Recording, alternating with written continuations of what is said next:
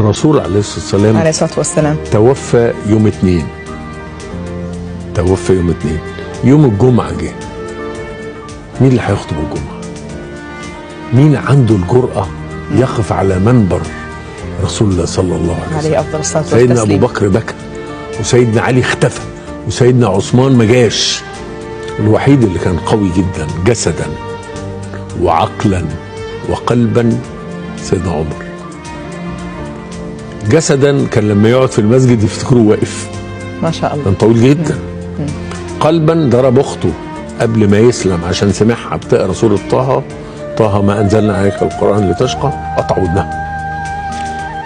عقلا الوحيد في الصحابه اللي ربنا استجاب له كان يطوف مع رسول الله صلى الله عليه وسلم وقال له: يا رسول الله عايز اصلي هنا ركعتين في مقام ابراهيم. قال له: ما عنديش امر. قبل ما يخلص الطواف التالي كانت نزلت الآية: واتخذوا من مقام إبراهيم مصلى، استجابة لعمر. فأنا بحب عمر أهو. جميل اسم عمر. من الأسامي أنا اخترت اسم حفيدي عمر.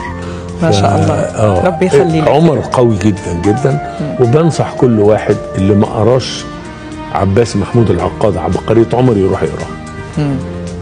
نعم يقراها. طبعا محمد واحمد اسم جميل جدا جدا، لكن عمر اسم رائع. ابو بكر، كل دول اسامي. نعم، بس يبعد عن الايه الاسماء الغريبه العجيبه دي.